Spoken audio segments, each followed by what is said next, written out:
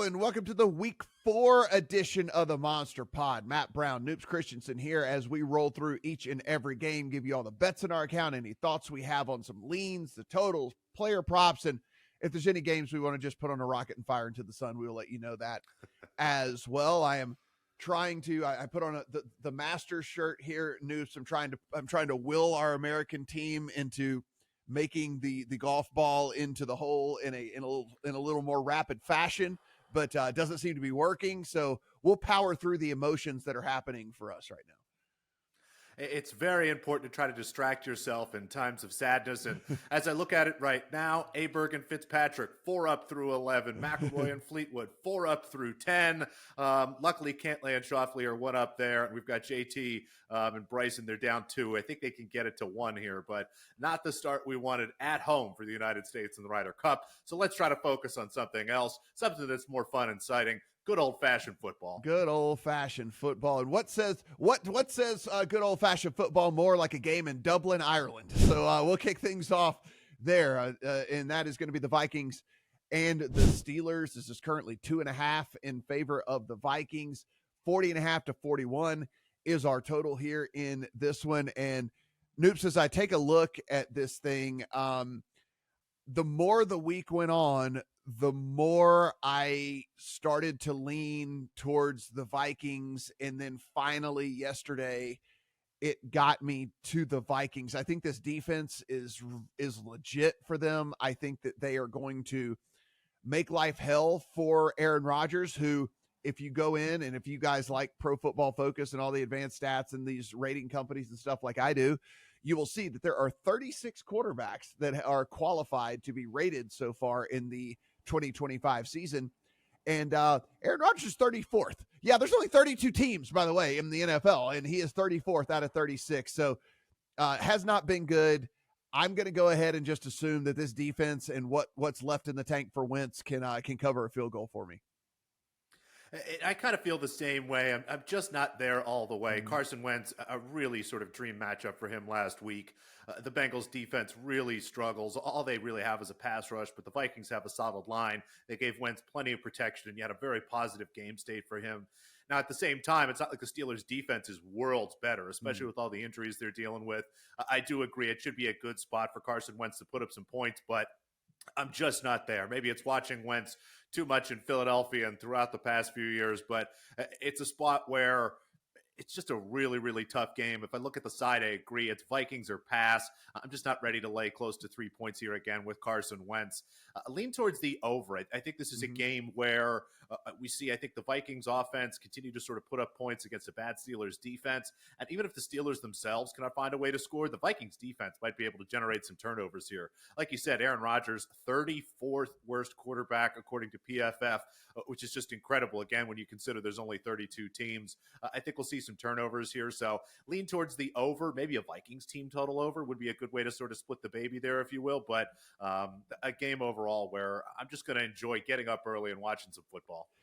Reminder just for everybody out there, Jordan Addison has completed his suspension, so he will be back out there for this Vikings team on the offensive side of the ball. So should be able to help out Justin Jefferson's production a little bit. He wasn't the same old Justin Jefferson we know, but it's one of those deals where you know, sometimes if a team can just lock in on you, they're good. These NFL teams are good. They got good athletes, they got good coaches, and they can lock in on you. That's not going to be the case with Addison out there, you would assume. Okay, Philadelphia Eagles and the Tampa Bay Buccaneers. This is currently 3.5 in favor of the Eagles on the road at the Bucs. 44.5 is our total. Mike Evans likely to miss this and multiple games for this Bucs team as he re-aggravates a hamstring injury that was a little bit nagging for him last year as well. Noops, as we take a look here, I mean, the Eagles, I think, found something in the second half last week, started to look more like the Eagles that we know and love, but this is on the other side of 3. It'll be a theme as we go through a lot of these games. There's a handful that sit at 3.5 that I really wish I could get the 3 because I just don't understand the narrative around this Eagles team. You listen to just about any NFL show this week, and everyone's talking about how lucky the Eagles are, how lucky they are. And I go back and look at the start of the season. I mean, I think, again, that game against the Cowboys, that was a great gritty win for them. Jalen Hurts really looked good, carrying them to the win there in a game where everyone else is a little uninspired. I thought they were in total control of that Chiefs game for 4 quarters in what was an ugly win. And, yes, they blocked 2 kicks. That's something that apparently only happens once every 50 years for the Eagles, but it's still a position where I thought that game was a lot closer than the score indicated going into halftime. I thought the Eagles were definitely in a position to win that game, regardless of that block kick and everything like that. So I just struggle to understand why everyone seems to think the Eagles are lucky, and no one's talking about the Tampa Bay Buccaneers that have needed a game-winning drive in all 3 games here to win. You start to look at some of the injuries. You already mentioned Mike Evans. We also know that Heck and Wirfs, both of their tackles, are questionable, and I believe leaning towards out. If the Buccaneers are missing both of their tackles against this great Eagles pass rush, that is really going to be a problem for them. So lean towards the Eagles here. Again, if this gets to 3, I will definitely bet Philadelphia, but right now, staring at 3.5, that hook has me really concerned. Yeah, I think they really want to get Wirfs back in there, because if not, it made no sense for them not to put him on IR to start the season, because it was, if you miss 4 games, you miss 4 games. Who cares? At least that opens up a roster spot. Instead, Wirfs was taking up a roster spot here. So I don't know. I think they want to try to get him out there, but maybe he just did not get ready in time for this. And so that's something that we'll definitely pay attention to. I'm not even all that concerned with that news, because the fact that they haven't gone out and said, yeah, he's definitely coming back in week number 4 leads me to believe that he's still not all there. So even if he does go, and he is one of the best left tackles in all of football, sometimes a compromised left tackle is worse than like a backup left tackle, right? And so that's something that we'll have to monitor there in that one. I am also with you here, actually written right there in my notes on the top of this thing, which is, if this gets to 3, this is going to be a bet for me on the Eagles. It's going to get into the account. I actually have them. I have them much better than Tampa currently in my power rating. So I have to play with what I see. But on the other side of the hook, I'll hang out. for a little. Maybe if Wirfs gets ruled in, maybe, something out there could get this team to get a little bit of money coming their way or something. So we can dream. A boy can dream. Noops, a boy can dream here. Guys, if you haven't done so already, go ahead and hit that subscribe button. Everything we do absolutely free on this channel, so appreciate the support there on that one. New Orleans on the road at Buffalo. This is 15.5 at most spots in the country. 48.5 is our total here in this one. So a big survivor implication game out there. It kind of depends on, if you're one of those that plays for the immediacy, or whether you play for kind of like the week in advance and stuff. Like the Bills also are going to be the ideal team to play next week in Survivor as well. And so do you try to save them? Is there somebody else that you can get through with and then use the Bills next week? And what I think is a little bit trickier week than what you're looking at this week. But Noops, I don't know how you handle these type of games. Once we get on the other side of like 2 touchdowns, especially in the NFL, it's just not really my style of game to bet. Like you got a 23-point lead in the 4th quarter and you're still sweating your bet or something like that. It's just something I don't really get down with. I don't know how you handle these. You make a really great point. That's exactly how I'm thinking about this game. The Bills clearly know now, especially with the Ravens losing on Monday night, they have a huge lead for the number 1 seed. The Bills are now in a position where the goal is to get through this season without anybody being hurt. They don't need to win this game by 3-4 scores. It's not important to them. They can come out, play a really good first half, take the foot off the brake. I think there's a great chance we see some Mitch Trubisky here in the 4th quarter. But I do think what this does is present a lot of opportunities for some interesting negatively correlated parlays. And if you're not familiar with that idea, you go into your same game parlay machine in any of your sports books, and you can start to put together some stuff that the algorithm thinks maybe aren't connected, but I think maybe they are. So if you look at something, say like you take the Bills first half spread, but the Saints full game spread, put them together, you're going to get some nice numbers on that. And it just speaks to the flow of the game that I expect, where I think we'll see Buffalo play 2.5, maybe 3 great quarters, but then the 4th quarter, here comes Mitch Trubisky. The Saints maybe find a way to sneak into the back door there. Another way to do it again would be maybe take like a Bills first half spread, the same, and then like a Josh Allen passing yards under kind of thing, where again, if we know Mitch Trubisky's coming in, it could really limit Allen's opportunities. So it's a situation where you get to think creatively and try to work about some of the game state things. As far as major markets go, like you said, I just don't think that the Bills are really going to push hard here for 4 quarters. So if I have to pick anything here, full game spread, full game total, I am going to take the Saints plus 15.5. Again, not official play, just kind of my lean there. But again, take some time, think creatively, go in there. This is a great game. Again, use some of those same game parlay boosts we get from a lot of our friends. Get in there, get a little weird with it, find ways to take Bills early, Saints late, and put some stuff together. I think you'll get some really nice plus EV. Yeah, Noops, I think one of the other things you can do if you're playing DFS this week and you're playing any of these tournaments that are just, tens of thousands of entrants, and you can sometimes gain an edge by just being completely off the board from where everybody else is at. Maybe some Ty Johnson or Ray Davis like mixed into some of your lineups that goes along with what you're talking about, which is, hey, probably going to get these guys on the sideline sooner than later. The goal now, let's get the number 1 seed. Let's win the Super Bowl. Don't need to have your James Cook that you just paid all this money to out there taking a whole bunch of unnecessary snaps. Same with Josh Allen, all the stuff like you just mentioned. So I don't know, maybe you get creative with a Ty Johnson or a Ray Davis lineup, something like that. Maybe there's a way to get unique, and they're going to be the minimum price. So that will allow you to pay up at other positions and do stuff. I love like that idea. It's a great way to create some high leverage players. And like you said, in DFS and those big pools, that's how you pop. If you're the only guy that has Ray Davis and he scores, you're the only guy who has Ty Johnson and he scores, that's a great strategy. Carolina Panthers on the road at the New England Patriots. This is 5.5 in favor of the Patriots at home, 42.5 to 43.5 out there in the market as far as the total goes. Carolina destroys 4 of my Survivor teams last week. Actually, I should say Michael Penix destroys 4 of my Survivor teams last week in one of the worst quarterback games I've ever seen. News, I didn't upgrade Carolina from that game because they didn't have to do anything. I mean, they literally didn't have to. Michael Penix is missing wide open dudes left and right. I mean, like it was insanity. So I still have them as like the second worst team in the NFL. So there's a world where I should be betting the Patriots. I should be thinking that they could win this game by 6, but for whatever reason, I have not quite got this in the account yet. Can you convince me one way or the other?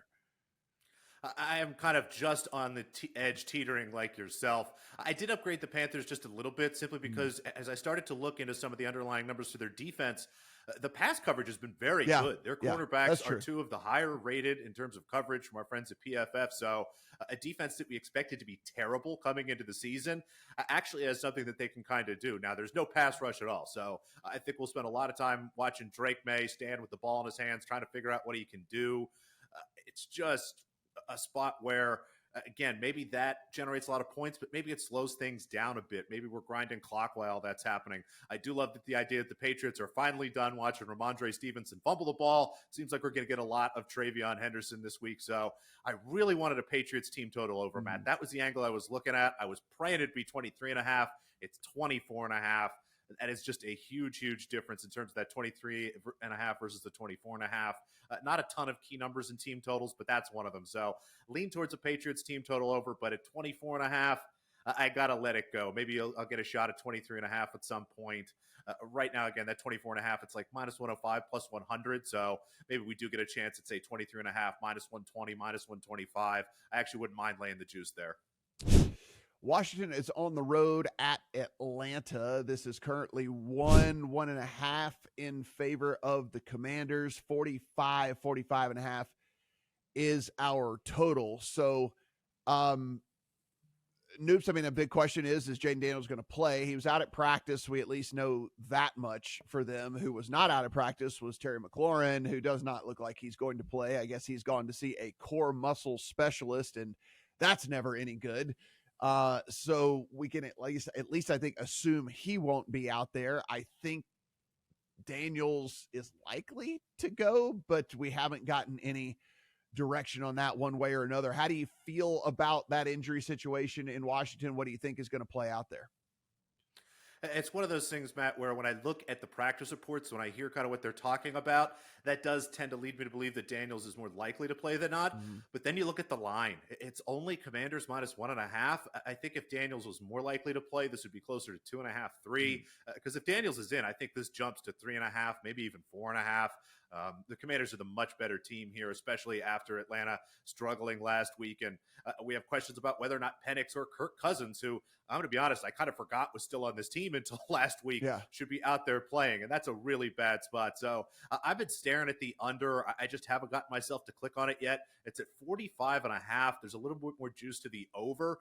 And if Daniels is in, maybe there's a way for the Commanders to score some points here. But like you said, if McLaurin is out, we've heard that Bill Merritt-Crockley is maybe a little bit beat up as well. There might just not be enough firepower here. So I've been staring at under all day. I might talk myself into it. I'm really close. Lean towards the under. We'll probably bet it at some point. I actually think the under look, and I'm actually writing myself a note right now, might be the way to go there in that game. I put an under question mark, because the one thing about the Falcons is the defense is actually all right. I mean, it's not like the defense is just a pushover. And if you have a compromised Jaden Daniels without Terry McLaurin and all of this, I think there is a world that exists, like you're saying, that we're just kind of like looking at maybe the worst game of the week. Maybe this is the game that we're talking about. And when it's all said and done, this was the 13-10 game that we go, oh man, I can't believe I sat through that game. I absolutely agree. This could absolutely be the ugliest game of the week. As you said, sometimes we want to choose to launch games into the sun. This is a good candidate. Cleveland Browns on the road at the Detroit Lions. This is currently pretty much 10 everywhere. There is a couple of juiced 9.5s in favor of the Lions at home. 44.5 is the prevailing total here in this one.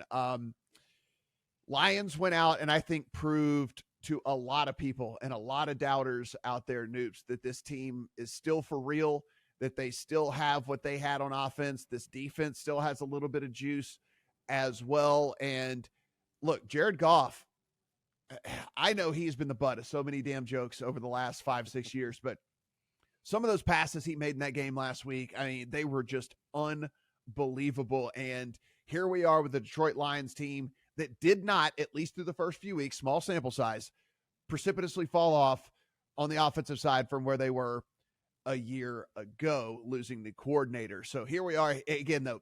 It's 10 points. They got to win by 11 points over this Brown squad. What say you? I think the Lions' success this season speaks to a lot about Dan Campbell and the fact that maybe he is someone that we don't talk about as one of the best head coaches in the NFL, but maybe we need to start to.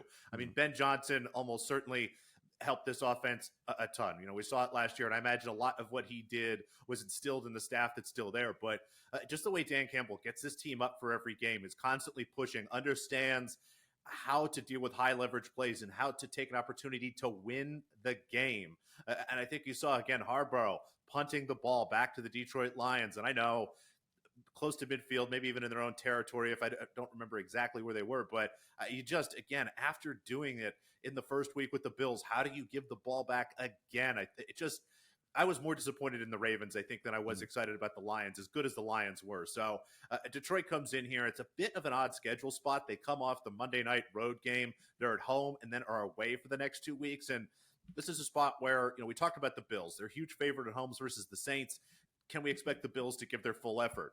The Lions in kind of a similar position. Now, Dan Campbell has never been one to take his foot off the gas. That is a team that really pours points on at the end. Again, I don't have off the top of my head what his record against the spread is, but it's spectacular. And it's because at the end of these games against bad teams, they continue to push. They continue to try to get points up. So I think laying the points with Detroit, definitely not a bad idea, but I've got a better idea. And we're just going to keep playing Browns team total unders. As long as it's 16.5 or higher, I mean, this offense is a mess. Now, Quinshon Judkins looked pretty good last week. Maybe they find a way to use him more dynamically, and that's how they get some points on the board. But I don't know how this Browns team scores 2 touchdowns. I mean, Flacco is struggling to move the ball around. The receivers are not getting open. And the Lions defense, pretty solid here. Again, gave up 30 points last week, but that's the Ravens offense. That's one of the better offenses in the NFL. This week should be much easier for them. We know how the Lions love to run the ball. Again, anytime the clock is running, that's great for any kind of under. Give me a Browns team total under. Let's just keep doing it. I like that a lot. We've rode the Joe Flacco unders the last couple of weeks as well. We know that the Giants have made the move to the rookie. I wonder, and like you said, Noops, like the way the Lions mentality and Dan Campbell's mentality is they just continue to play, right? And they continue to score. And it doesn't matter if the backups are in there, they continue to score with the backups. And I do wonder if we don't get the whole situation we got 2 weeks ago where Flacco goes to the sideline, mop-up duty gets to Dylan Gabriel. Now, his number has been deflated because I think that the algorithm or the guys at least in charge of the algorithm think that this could be a case as well. It is 214.5, where we were betting the under 224.5 when this was happening with the Flacco. It was 10 more yards, but I do believe that their best path of success could probably be through Judkins. And obviously if it's through him, that's not passing yards. And then on top of that, I think this game could get to a point where maybe they wave the white flag and we see some Dylan Gabriel action as well. So I'm going to roll with it one more time. It is down 10 yards. So I'm just telling everybody, like, it is down 10 yards where we were betting it the last couple of weeks, but one more time at least. Let's go with the Flacco unders. Absolutely. Ride it till it kicks you. Yeah, we're gonna give it a whirl there in that one. I do think Detroit is an interesting option for Survivor this week. If you're not in Circa, they're kind of a wild card team because they play on both of the holiday weeks, and so it's really nice to have that in your back pocket to, as the season progresses. We don't know how these teams are really going to look. Having the option of having a team that plays on both of those is certainly a wild card. I'm not going to play them, but if you're just in a traditional Survivor pool this week, I think that they're a very real option for you.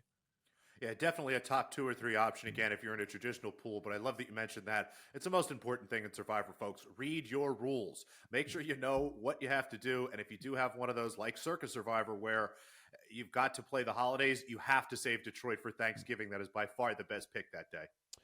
Tennessee and Houston. Yes, the winless Texans are 7.5 point favorites here over the Titans. 38.5 to 39. Yeah, we got preseason totals going on in this puppy right here. And it makes all the sense in the world. Houston cannot move the ball on a consistent basis on offense. Tennessee cannot move the ball on a consistent basis on offense. And so we get a sub 40 total in week 4 of the NFL season with starting quarterbacks. Noops. It's not like this is a backup versus backup situation. We have a sub 40 total in a non-weather game. By the way, Houston's a dome, guys. So this is what we're dealing with right now. And that is the state of this Tennessee and Houston team. You make a great point, and I wish I had thought of this before the show. I'll try to find a way to look this up and tweet it out at _noops if I can. This might be the lowest total ever. An indoor stadium with 2 starting quarterbacks playing at this point in the season. I mean, this is just hysterical. I mean, we're just going to suddenly trust the Houston Texans, who have not only been injured, but have been playing very poorly the first 3 weeks, to cover over a touchdown spread. Now, I know it's the Titans. I know that they have a coach in Brian Callahan who doesn't seemingly understand the rules of the sport and is probably the worst against the spread coach in the history of football. But golly, I am just not ready to trust C.J. Stroud in front of a beat-up offensive line that was already bad coming into the season. Looking at Tennessee again, Cam Ward, I see flashes, but he's still a rookie. He's still struggling to make some great throws there. And I just think the skill position players are a little bit limited. So I wanted to bet a Titans team total under, but it's at 14.5. There's already some juice to the under there as well. So the number just not where I want it to be. Again, I think that's the best bet of the board, Titans team total under 14.5, but it's not a good enough bet for me to actually put some money down on it. Yeah, the spot that I've gotten to where I'm kind of like, I can't decide how I want to go about it. And again, maybe this is just I drive to the border and play some DFS teams or something, but I kind of feel like this is the week Woody Marks takes over in the backfield for the Texans. I mean, Nick Chubb has been so bad. And like, I get it. He has dealt with so many unfortunate injuries, and I feel bad for the dude because obviously in his peak, Chubb was awesome and it was great to watch him play, but he looks like old man running out there right now. And Woody Marks at least gives him a little bit of juice out of that backfield. He's a good pass catcher as well. So I'm trying to figure out how to leverage my gut instinct that this is the Woody Marks takes over week, but I don't really know exactly how to go about that. Again, maybe it's just a DFS deal where you get in one of these big tournaments and just assume that he can maybe go off for you there in that one. I'm with you, man. Like everything we learned as sports bettors over the history of our lives is the total is 38.5 and you're getting 7.5 points. Like you take it every single time. So I can't lay it. I mean, I can't lay it with the Texans. No, so absolutely not. It would only be Titans or pass for me. That being said, I'm in the dilemma since I've decided that I'm not going to play the Bills or the Lions this week in Survivor, that I might have to consider the Texans. And that is a very frightening thing for me right now, is I trying just had to a chill run up my spine. I Ugh. know. I mean, if they can't win, how many times have we seen a division favorite, Noops, a division favorite, and even a dark horse like in the conversation for possibly AFC, et cetera, have their season on the line in week 4? I mean, like their season is on the line in week 4 right now, and that is where this Texans team is. And I know that that's like doing the walk down narrative street as opposed to the facts and the numbers and the stuff that we like to talk about. But boy, you got to think it's now or never if you can't figure something out, man. This is like, you're going to really you're the Texans. You're really going to be a seller at the trade deadline. Like, really? That's what's going to happen here? Yeah, it's a spot where it's not just that Houston's 0-4. Houston would be 0-4 having lost to a Titans team they should beat. Yeah. I mean, that was an expected win coming into the season. Everything's a mess here. I like what you said about Woody Marks. Again, that DFS angle's pretty good. Or maybe just play some alt-overs on his rushing and things like that. Maybe just Woody Marks to score a touchdown. You could probably find a way to attack that through the player props. With DFS, have some lineups with Woody Marks as a captain in some bigger contests. And again, as we talked about earlier, you're going to have a huge leverage advantage. Chargers on the road at the Giants. We mentioned this earlier. The Giants are going to go with Jackson Dart. He is going to be the starter, as they say, moving forward. So he is now the starting quarterback there in New York. It is 6.5 in favor of the Chargers on the road. 43.5 to 44 is our total here in this one. Very tough handicap for me, Noops. I don't know what this Giants team is going to look like with Jackson Dart. My gut tells me that Jackson Dart is probably a better quarterback than Russell Wilson at this point in his career, but I have not seen it with my own eyes, so I can't verify that. And 6.5 is still just a big number. Chargers got to cover a full touchdown, so I don't know exactly how I'm going to go about this one. Yeah, we talked about it last week. We suggested that maybe last week would be the last time we see Russell Wilson start a football game in the NFL in his lifetime, and it sure seems like that's what's going to happen as Jackson Dart comes in. Obviously there's a chance that something could happen with Dart. We'll see Russell Wilson again, but it seems like the Giants are ready to push forward with the future here, and it's always tough for opposing teams going against a new quarterback in the first game. There's no tape on Jackson Dart in the NFL. They're just not quite sure how to prepare for it. And this Chargers team is much, much better. But for me, this is a game where I think we're going to learn a lot about the Chargers. If LA is one of the better teams in the league, they win this game by at least 2 touchdowns, possibly more. The Chargers have been solid, but none of the games that they've won so far have really been blowout wins. They've been pretty tight games. The offense has struggled to score over 4 quarters. You either see a lot of points from them in the first half or the second half, not across the entire game. So this is a spot where on the road, not maybe taking the Giants as seriously as they need to, could be a little concerning. I think we're going to learn a lot about what the Chargers are. Are they possibly a great team or just maybe a good team? If they can really come out here and put a beating on this Giants team, I'm going to feel very optimistic about the Chargers and how good they possibly are. But if this game comes out close, if they really struggle here, it might be time to start looking at some other options and take advantage of the fact that the Chargers will probably be 4-0 after this game. And there'll be some other teams in the futures market we can find some value on, given that they're maybe a little overrated. So an interesting game, one I actually will be watching pretty closely, but from a betting perspective, again, I think this is going to be tough. I lean towards the over. As I mentioned, again, I think the Chargers defense will struggle a little bit with Dart in his first game. The Chargers offense should be able to put up as many points as they want really against this Giants defense, but both teams love to run the ball. With Dart, I think we'll see even more running. That eats up clock. The less clock there is, the less points there are. So lean towards the over, but just can't get myself to actually bet it. Yeah, I like you. This is a game I'm going to pay a lot of attention to. I mean, I might not have a bet in this one, and I think this is one of the games I'm going to be really, really watching hard. What does this Chargers team look like on the road against a team they should, again, they're 6.5, should easily handle? Are they actually for real, or are they kind of a little bit more of a paper tiger type situation? And then what does Jackson Dart look like in his start? So definitely one where I'll be taking notes, but maybe that isn't going to come in the form of a bet. Jacksonville Jaguars on the road at the San Francisco 49ers. This is 3.5 in favor of the Niners. 46.5 to 47 is our total here in this one. Noops, as we sit right now, I don't know if we know who's going to play quarterback for the 49ers. It is wild. I mean, Purdy take to the podium yesterday.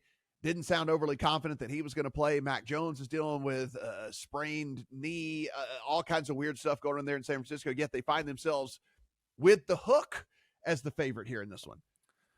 I know, as I mentioned earlier in the show, there's a couple games this week that sit in 3.5 that I really wanted to be at 3, and this is one of them. I know that there's not a 49ers quarterback that's going to be 100% healthy, but we know how good Kyle Shanahan is at organizing this offense and making things easy for these guys. And it's not like they have to try very hard against a Jacksonville defense that's bad and against a Jaguars team that might be competing for the Steelers for the worst 2-1 team in the league. It's just unbelievable to me that they have a winning record with how bad Lawrence has been. Apologies to whoever tweeted this out. I can't quite remember your name, but there's some footage going around of Brian Thomas Jr. And if you watch closely into some of his catches, the way he's maneuvering the ball around, the way he's switching balls from hand to hand, he might have a finger injury or something like that. You can see him wincing sometimes when the ball hits his left hand.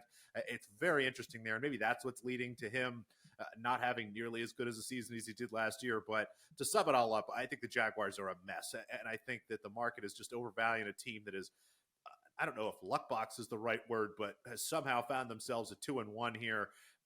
Really, really close to betting the 49ers. I'm just going to stare at this all weekend, hoping to God it pops at 3 at some point. Then I'll definitely grab some 49ers. Thought about a Jaguars team total under. I think this is a tough matchup for them. The 49ers defense is solid enough. Now, without Bosa, that's a little bit tougher. And again, the team total for the Jaguars is already kind of low at 22.5. So lean 49ers, lean Jaguars team total under, but neither number is in a place where I can feel comfortable betting them. You're talking to I was down on the 49ers to enter the season. I continue to be down on the 49ers as these injuries mount up. I continue to go more and more against this team. I actually did take the 3.5 points with the Jags, and I'm going to push back a little bit on the Jags defense. I mean, at least through the first 3 weeks, and I understand incredibly small sample size, PFF has them as the number 2 defense in all of the NFL. If you go over to and look at EPA per play allowed, it is the number 2 defense in the NFL and EPA per play allowed, only behind the Vikings defense so far. I think that I underrated this Jags defense. I thought that I thought that they were going to be middling at best, and instead, at least early on here, they've been really good. And so against either no matter who they roll out, it's going to be a compromised quarterback. So in that situation, I'm going to think that this defense can do what it takes to kind of limit an offense that is not explosive at all anymore without any of their playmakers out there. I mean, this is just going to be Christian McCaffrey all day, every day, as many times as they can get the ball in his hands and in as many fashion. And that could very well work, but you got to win by more than a field goal. And I don't know if that's going to be the case. So I did take the 3.5 with the Jags here in this one. I can understand that. It's just, again, I'm just not ready to trust the Jaguars. Yeah. And maybe this is just a continuation of kind of what's happened so far. They run into teams that are in bad positions. Maybe they have to push Purdy out too early, or Jones. One of them gets hurt during the game. I will say Juwan Jennings being back makes a big difference for the 49ers. They'll have another pass catcher there, but looks like Pearsall is going to be out this week. So you make a good point. The 49ers are far from where they want to be in terms of health, but I'm still not ready to trust this Jaguars team. In what could be the game of the week, no offense to Baltimore and Kansas City, the Indianapolis Colts are on the road at the LA Rams. This is currently 3.5 in favor of the Rams at home. 49.5 is our total here in this one. The feel-good story of the season so far, this Indianapolis Colts team and Daniel Jones getting out of the nightmare that apparently is New York and going over and getting in a good system with a good coach and some playmakers around him. And next thing you know, he is resurrected. The Rams, we were talking a little bit before we started recording. I went back. Everybody knows, y'all were watching the show last week. I had the Rams plus 3.5. Maybe the worst beat I've ever had. I mean, I can't think of another one off the top of my head. When you can only lose the bet one singular way and that one singular thing happens, it's kind of hard to top how bad of a beat that was with all of that. But I think I at least come away with a tiny bit of questions from this Rams team. How they blew the big lead in the first place is certainly something that we can wonder about. And then we can see if Daniel Jones and them travel here to what should be a much more solid defense than they played. And again, it's it's a nice stern road test against what is probably going to be a team that's there at the end. Yeah, in terms of bad beats, the only thing I can remember even close to this from a football perspective is I think it was a Chiefs Commanders game. I think there was still the Washington football team then, which I do miss, by the way, Washington. Just go back to being the football team. It's better than the Commanders. Big turnover late. The Commanders defense scores a defensive touchdown to get within the number. I think it was the last play of the game. But I mean, that Rams, to have that kick blocked, to have it returned, to have the defensive lineman for the Eagles somehow not get chased down, even though he's probably the biggest guy on the field, to have everyone on the sideline yelling at him to go down, and he doesn't anyway. It's just a tough loss. And this is a game, I agree. I think this could be the most interesting game, possibly the most important game in terms of figuring out these two teams, because, the Indianapolis Colts have beaten the Miami Dolphins, the Denver Broncos, and the Tennessee Titans. Two of those teams we know are bad, and one of them in the Denver Broncos might not be good given how that they've looked so far. The Rams are a good team. I mean, just even outside of that brutal loss to the Eagles, I thought they've looked good this season. I think this is definitely going to be the best defense the Colts have faced so far. So we're going to learn a lot about Daniel Jones. We're going to learn a lot about his ability to play against a solid defense. This is another spot where, again, I wish I could lay 3, but the Rams are 3.5 most places. I think it's a good spot to back Los Angeles, but even better, my favorite bet here in this game, give me the under. I think this is a spot where both I'm glad you got there. That's the bet that I have as well. We share that one. The defenses should dictate this game. Again, two teams that run the ball, that know the value of salting away the clock at the end of the game. I mean, a total of 49.5. We could have this, 17-10 at halftime and still go under here, given how slow I think it's going to be in the second half. So curious to learn about the Colts. If they can come out, keep this game closer, even beat this Rams team, I'm done questioning whether or not the Colts are legit. This will be a great win for them, but give me the under here, 49.5. This is at least 2 points too high. Yeah, two upper half defenses. I think it's worth pointing out, too, it does not look like Devontae Adams is going to play for the Rams in this game, which, if anything, should also limit, their offensive production in this thing. And so I think like you said, Jonathan Taylor's looked like the best running back in the NFL so far. We'll see if that's actually the case against a much better defense, but I think they're going to at least try. They're going to at least see. And I think there's going to be a lot of running early on with all that. And plus, just Daniel Jones throws very high percentage passes and without a ton of ADOT. And so that also keeps the clock running. I mean, like when you're hitting Tyler Warren over the middle for 7 yards, it's not a chunk play, and it just keeps the clock ticking. It's basically an extension of the run. And so I'm with you. That was one of the first bets I put in my account this week was 49.5. And if this thing happens to go up, I'll rebet it. Like if I get more points, I'll rebet the thing because I'm that confident that this thing isn't going to be a shootout. Totally agree. And you said we might get a chance at 50.5. There's a little juice to the over here. I will circle back to Jonathan Taylor. We've talked a lot about DFS and leverage and things like that. This is a good week to avoid him. He has been a very popular player, and rightly so. He's the best running back in fantasy so far, but this week is going to be a lot different. This Rams team, again, really good defense, good against the run. I think they're going to try to bottle him up. So he's somebody, again, if you're playing DFS, if you're looking at player props, doing parlays and things like that, I would cross him off this week and let that go. Chicago Bears are heading out here my way. They're going to be playing at the Death Star down the road there on the Strip against the Las Vegas Raiders. They are coming in as 1.5 dogs at a couple spots. It's 1 at MGM and Caesars. It's actually a pick'em at Circa and Fanatics. So, again, these are all insignificant numbers. It's 1.5 pick'em, but just kind of let you know, it does vary out there. And certainly if you're looking to play any sort of teaser or something, then the 1.5 does matter a ton if you're, so you should search around for that for sure. I do understand the opponent and everything and all of that, Noops. So I'm not trying to completely drink the Kool-Aid here, but I did see something in Caleb Williams last week that is going to make me not completely jump off of the Bears just yet, quite yet. I saw a little bit of a glimpse of a dude that maybe could figure this out on a regular basis. So that's it. You're coming on the road. It is going to be probably, my guess, half your fans in there. This is probably was marked on Chicago's. I mean, everybody the second the schedule came out was getting all over this game. I imagine this is a nice little vacation for a lot of people to come out here to Vegas and come and hang out. Noops, I don't know what you thought of this Vegas offense and what you think of Geno Smith and what you think of what's going on. My only real takeaways, it seems like that little nick that we were scared about with Brock Bowers 2 weeks ago, I think is more than just a nick, because he doesn't look like the same dude that he looked like last year. I mean, this guy should be dominating every single time he walks out on the football field. I mean, like, a linebacker cannot cover him. A slot corner cannot cover him. If you put a regular corner on him, then now you've created a mismatch for one of your wide receivers. Like, there's all kinds of stuff that it seems like he should just be like 70 yards should be his baseline. It feels like every single game, and he's not getting that. So I don't know if there's something going on there with him. Interesting game as we look at this in week 4. So I will try to temper your expectations and remind you that Caleb Williams looked great against the Dallas Cowboys defense that gave up 37 points to Russell Wilson. Yes. So let's take that with a gigantic hunk and grain of salt there. And the Raiders defense, not great, but significantly better than what he faced last week.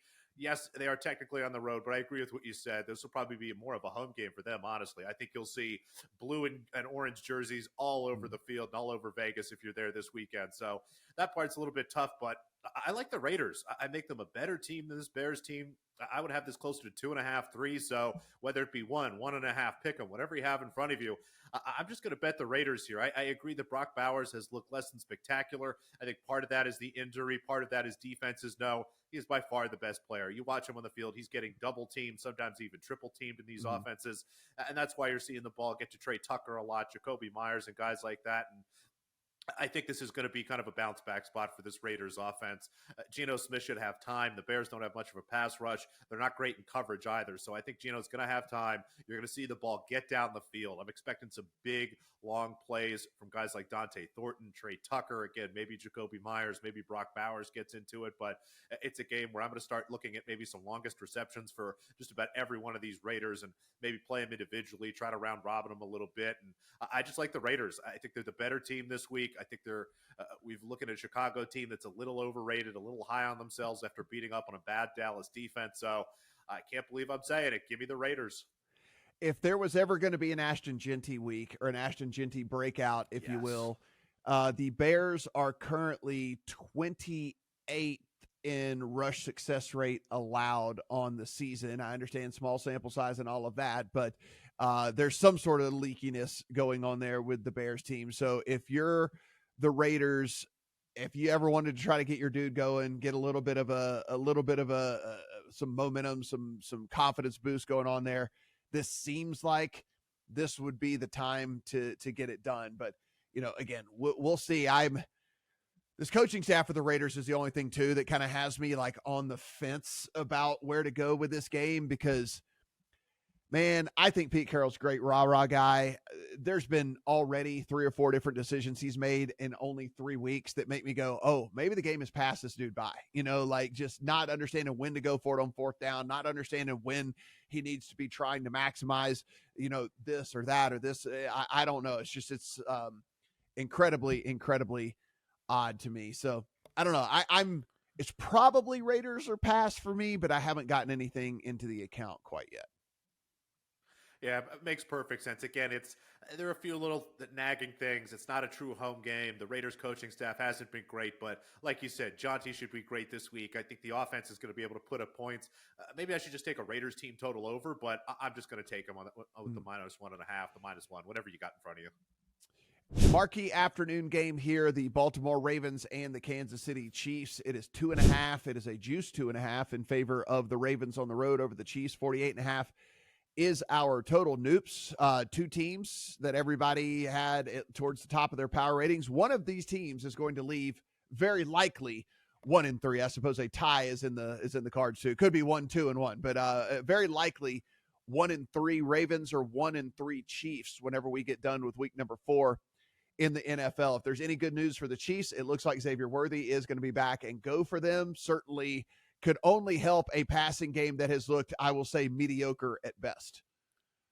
Yeah, this is, I think, a huge spot for the Kansas City Chiefs. Not that either team wants to be 1-3, but given the Ravens division, I think they can handle being 1-3 a little bit better than Kansas City can.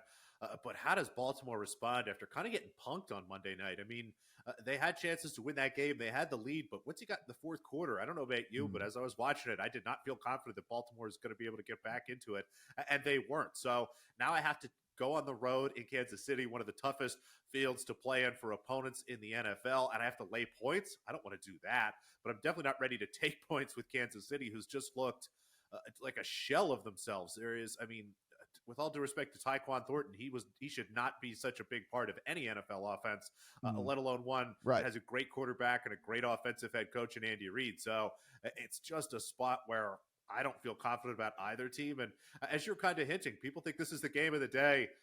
I'm going to watch it because it's on in the afternoon and there's only so few games on, but I definitely probably won't be totally locked in. I might have my eyes maybe on the Ryder Cup. Hopefully that's still pretty close at that point, or some of these other games this afternoon, because I just don't feel great about either one of these teams. And that leads me to my bet of an under. It's seeing a total of 48.5. Chiefs offense that has looked not even close to good. A Ravens team that the offense is pretty solid, but again, they love to run the ball. This Chiefs defense is still pretty solid. I think they'll find ways to slow the game down a bit. And again, I've said before, it's one of my favorite angles. If I've got two coaches that love to grind away the clock at the end of games, just give me an under. Second half under is probably a good look, especially if Kansas City has a lead going into it or the Ravens have a big lead going into the second half. So I just think, again, we're going to see a lot of running, a lot of the clock ticking. That all adds up to an under. I'll go under 48 for Ravens Chiefs. I'll throw this reminder out there. If for whatever reason this is this is a loss for the Ravens, you mentioned, like, if there's a team that could withstand, I want to throw out taking them in the division. I want to take out throwing them in the AFC, maybe even throwing a Super Bowl bet on them, because the odds are going to move. And after the Kansas City, you get Houston, a team that we thought maybe at the beginning of the season could be a tough game, but does not look like it's going to be a tough game all that much now. You get the Rams, but it's at home. And then it's Chicago, Miami, Minnesota, Cleveland, New York, Cincinnati, Pittsburgh, Cincinnati, New England. Green Bay in week 17 is your first, like, air quote, tough game again if you're this Raven squad. So, I mean, you just go on an absolute tear after the Rams, and if they screw around and beat the Rams, you're not going to be getting the number that we're talking about. So again, if they happen to go to 1-3 Noops, I think this is the huge buy spot on basically every bet that you can make on the Ravens: win total, division, AFC, Super Bowl, anything that you want to do. I love that angle, and especially if you don't already have any Ravens in your portfolio. The AFC really seems to be shaping up like Bills, and I guess maybe the Ravens, maybe the Chargers. It's just there's not that many teams there. And like you said, at 1-3, the algorithms for the bookmakers are just going to force them to push these numbers in places where there'll be a lot of value for us. Yeah, it is. It's really one of those calendar spots right here. And if they happen to lose, I almost weirdly hope they lose just so I can take advantage of all of the adjusted numbers and stuff out there. Hopefully we'll be on top of it and everybody else will not be. Okay, Sunday Night Football, Green Bay Packers and the Dallas Cowboys. Guys, of course, this is brought to you by our friends over at Bet365. They have Thursday Night Football, $10 safety net bet over there. They also have Sunday Night Football, a $365K jackpot. You place a $10 bet on the first touchdown scorer and get a split of $365,000 in bonus bets if your player scores the final touchdown of the game. So they have really cool promos going on over there, including one on Monday Night Football, a 50% super profit boost token on same game parlays. So be sure and check out everything going on over there at Bet365. So Noops, it is a defense that I think you and I might be able to go out and score some points on in Dallas. And with that, they also have the homecoming of Micah Parsons. The Green Bay Packers will enter as 6.5 or 7. We have had a 7 pop at DraftKings now. So a 6.5 or 7 point favorite over Dallas. 47.5 to 48 is our total. Dallas is going to go into this one without CeeDee Lamb as well. So if things weren't going bad enough, yeah, you lose your all-world receiver in CeeDee Lamb. How do you think this thing plays out? Well, for starters, just a suggested drinking game for everybody if you'd like. Every time you hear Micah Parsons or Jerry Jones, take a shot, folks. You'll be trashed by halftime. I am just not looking forward to a game that I think is going to be pretty boring. And to fill the time, we're going to hear Tirico and Collinsworth just talk about Parsons and Jerry Jones over and over and over again. So honestly, this might be a game I watch on mute. Maybe put a good album on and watch the Packers just thrash this Cowboys team. I mean, after losing last week to the Browns, this should be a bounce-back spot for them. Going from playing one of the better defenses in the league to arguably the worst defense in the league at this point, especially from a passing perspective. I think Green Bay can score as many points as they want. Whatever number they want to put up here, I think that they can absolutely cover. Now, does that mean we lay the points? Again, this is a spot where I worry about the back door a little bit. The Cowboys are a team that, especially at home, will leave Dak Prescott in and just keep chucking the ball. Maybe we see Turpin or somebody break one long and we sneak inside the 6.5. So I don't mind laying the 6.5 with the Packers, but I think the easiest bet on the board this week is the Packers team total over 27.5. I'm going to play that. I'm going to look at playing some alts, for example, over 31.5. I'm seeing that at plus 200, over 32.5. I'm seeing closer to plus 250.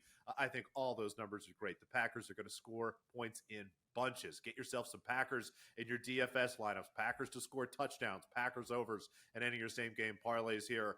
I just love this spot for Green Bay. It should be, again, a great bounce back spot after the loss last week. They should absolutely be able to thrash this Cowboys defense. Packers team total over any number you got.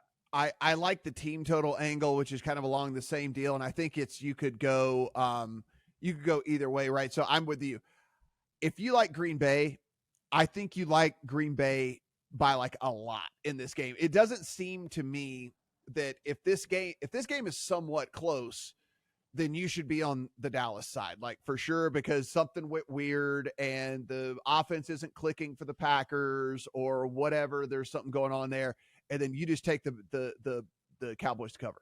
If you like the Packers, I like alts. I like whatever. Cause like you just said, I mean, I think this is, you play, if it doesn't get on the other side of 7, like you play 7.5, you play 9.5, maybe you play 12.5, like all these, like, like stuff like that. Yeah. Just going up and playing alts on this, because that means the Packers are clicking. This defense still can't stop a nosebleed, and they are just rolling in this game over and over and over again. Now, the tricky part of this one, always from a prop perspective, is there isn't one alpha receiver for this Packers squad. So there is you got to do a dart throw type situation. I guess the only guy that has been consistent has been Tucker Kraft for them over the course of the year. So maybe if you wanted to play Tucker Kraft props, I think that those are at least fairly live for you. Where do you stand on Pickens having to step into the one role now for Dallas? Do you think that is going to be something he can thrive in, or do you think that we kind of maybe see some struggle bus stuff going on? Well, I'll quickly add to the Packers. Get yourself some Romeo Doubs. He has been great. All of his numbers continue to be depressed, even though he seems to me like the lead wide receiver for Green Bay. Now, as for Pickens, I think he's talented enough to be the number one wide receiver. The problem is there's no one else around to take any attention off of him. It's going to be a tough for him not just to be the number one, but to not have CeeDee Lamb drawing players away from him. I think you're going to see Pickens with a guy on him and man the whole game with a safety over the top for the entire time. I just think the Packers defense is going to be ready for that. So I think Pickens is talented enough to do it. I just think this is an absolutely awful spot for him to have to step into that role. Yeah, the other thing you can do if you are a real big Packers believer in this thing is find some sort of secondary receiver on Dallas and play the over on his receiving total because of garbage time. Like Dak is garbage gold. Like Dak Prescott is the best garbage time quarterback you have ever seen in your life. He becomes peak Joe Montana in garbage time. Like it is the craziest thing. So whoever that secondary dude is that's just going to be left open because the Packers are up 17 and they don't care to cover anyone, I think that that's another thing that you could slip into the account. Yeah, let me sell you on Jalen Tolbert. That was the name that was sticking out to me as the guy. I mean, even in late games this season, he's already scooped up a bunch of targets. He's fourth on the team in targets behind Ferguson, Lamb, and Pickens, but well ahead of Turpin, Flournoy, any of those guys. So, yeah, Jalen Tolbert is a sneaky play, and maybe even again, when you get into halftime, if the Packers are up by a decent margin, go on and play some live Tolbert overs. Yeah, I mean, you can get – actually, I kind of love this because Tolbert is only listed at 28 yards. And like you said, I mean, he's going to have to be. That's a bet. He's going to have to be the de facto 2 anyway. And then if we get garbage time like we think, and we think this goes off the rails, then again, like I said, I mean, you just get all these easy, super high percentage throws. That's another one I'm writing down right now. Tolbert receiver. Yeah, that's definitely a bet. Like you said, we talked about Pickens. The defense is going to be locked on him. They'll also be looking at Ferguson. He's probably the second best receiver at that point. That just leaves plenty of space for Tolbert on either the left side or over the middle of the field. I mean, he could get those 28 yards in 2 catches. Yeah, no, absolutely. Love that. See, this is why we talk through this stuff. We talk ourselves into some bets. This is why you subscribe to the channel right now, guys, because this is what we do. We talk ourselves through some processes, and then we end up on a bet by the time that we end talking about these games. Guys, if you haven't done so already, please hit that subscribe button on this channel. Let us know in the comment section how you are going to be playing the games this week. An interesting Survivor week. Remember, Noops has an article over at Lineups. Go see his thoughts on all of that. Start to think about, are the Bills more valuable to me next week than they are this week? What do we think about some of these other teams? What are your rules in your contests? As we just mentioned, do you have to save a team for the holiday weeks? Because these are all things that are really important this week, and it'll bleed into next week as well. For Noops, I am Matt. Good luck on all your week 4 bets. Bet $5, get $300 in bonus bets, win or lose, with Bet365 Sportsbook. Gambling problem? Call 1-800-GAMBLER, 21 plus only. T&Cs apply. In-app only.